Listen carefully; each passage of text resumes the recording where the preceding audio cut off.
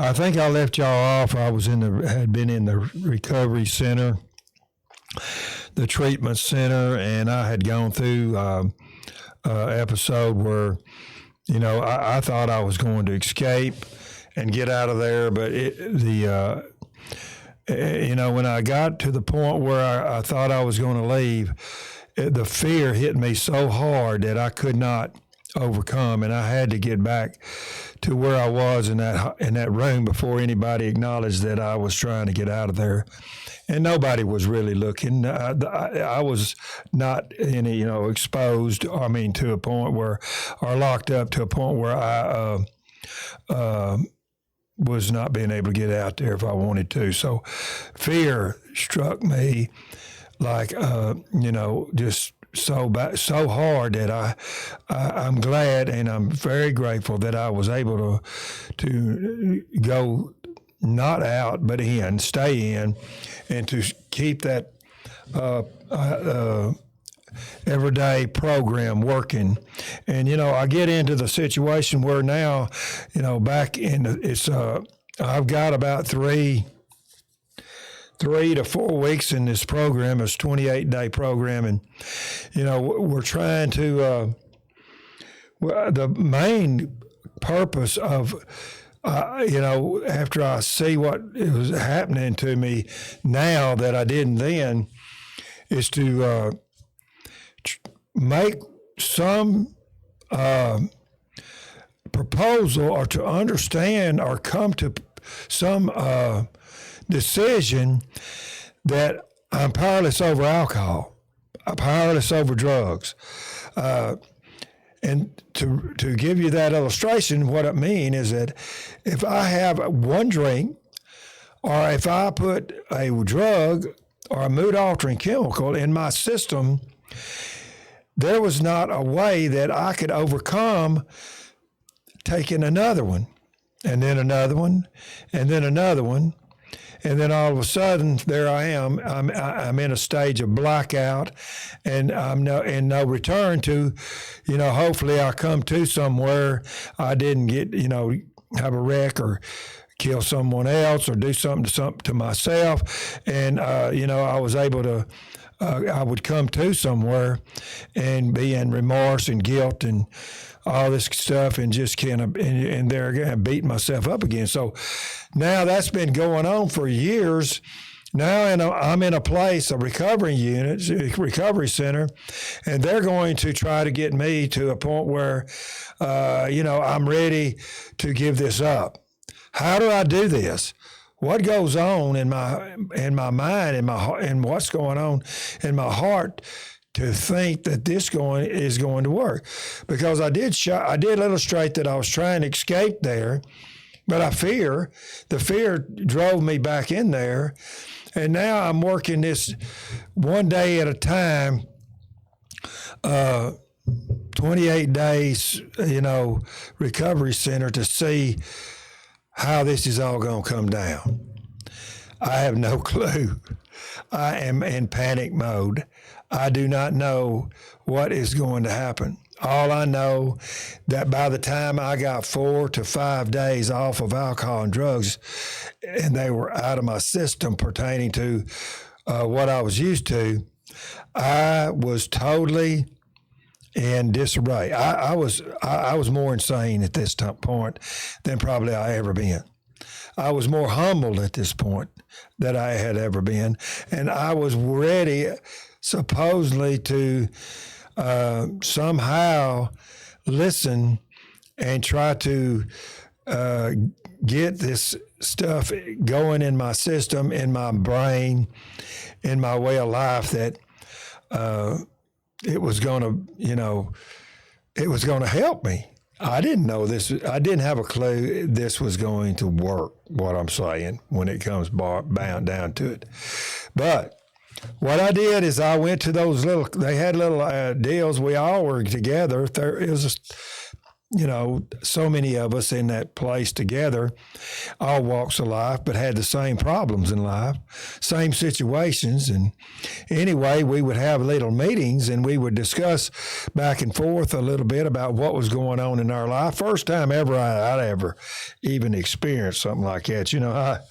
I didn't want to, expose myself in that ways too much. But anyway, that's what was going on. The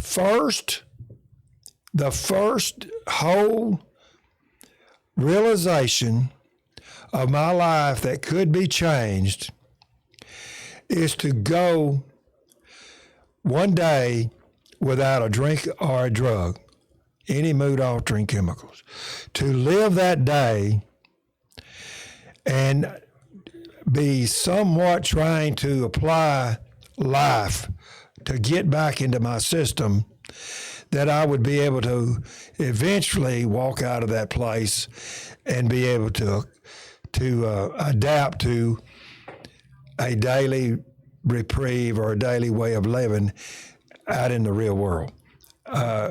So there I am, I'm in that limbo situation. But I tell you this, and then again, I expressed in about 3 weeks in my first video how crazy and insane I was in 3 weeks. So this is a up and down roller coaster ride from the first 4 or 5 days that I'm in there to getting to the third week, where, I felt like that I was accomplishing and doing something that was moving in the right direction. And all of a sudden, boom, I'm ready to jump out the window. I'm ready to, go start raving crazy to get me a drink, and whatever I needed to do, I was willing to do it. But, as y'all know in that first video, God intervened. God intervened. This is the whole picture and the whole ball of wax. And up to the point that, whatever happened at that particular time, these 3 weeks were developing or helping me get to a frame of mind or a position in this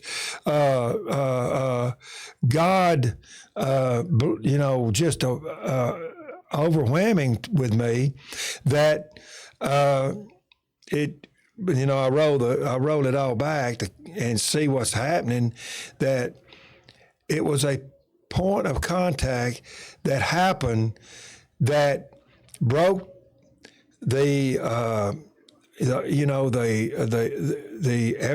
whatever I want to call it. What am I trying to say? That I was totally consumed with the alcoholic and all of their ways of, and not that way of life. So now that happened in my life. That happened in my life. So at that particular time, and I said something about it already in regards to my first episode, but now I've got another 8 to 10 days, I think, that's going on in the treatment center before I actually am released. So what has happened here is what has been produced is the day that all of that took place, it gave me a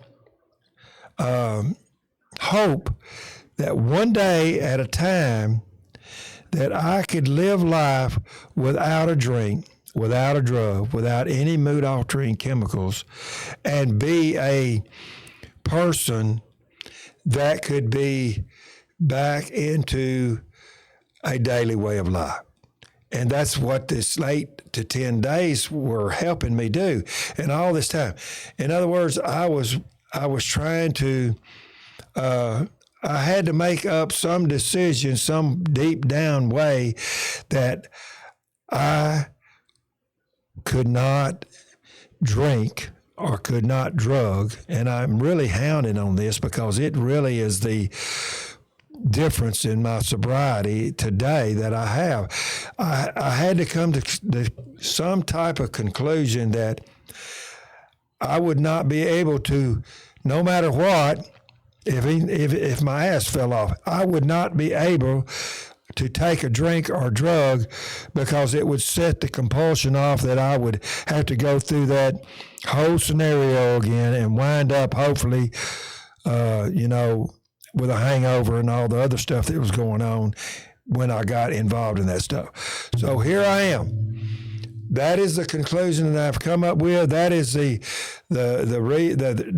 all the things that's been going around and we've been talking about. All of that was taking place in this recovery unit, and it came down to be able to walk out of there in about, I would say, in about 10 days or so, that I would be able to do this and go from the recovery center now into the society of life. And I had some tools, I had some things that I could use, and most of all was going to meetings that I was recommended to do, to be around people. That was what I was around when I was in the treatment center. So I was going to get out and I was going to develop all of these different places that I would go and be around the same type of people that I had been around in the treatment centers. And that was my plan. That was my situation where I had developed to be that the first drink or the first drug, I had to smash home some identification that could never or could not be done, and to try to live one day at a time, no matter what happened to that particular day. But anyway, that's where I wanted to really hound that problem. The first drink, the first drug of any situation, what happens? You have to understand that's what breaks the backbone of the whole alcoholic or drug addiction situation. So I'm going to let it all sink in right there, but I'm going to get back into you because I wanted to hound on that. I probably went a little bit too long, but if you're out there and you're in that situation where I was, and this is a difficult place to be, this is a difficult time to have, but this is where you can do what is necessary to live in sobriety and live one day at a time and have some peace of mind. So just think about it. If you can get up and muster up some way to pray about it, do that. So I'll be back and we'll go into this a little deeper, and then we're going to go a little bit further down the road and the sobriety that you need to have or you need to work on. Later on, sobriety is all we have.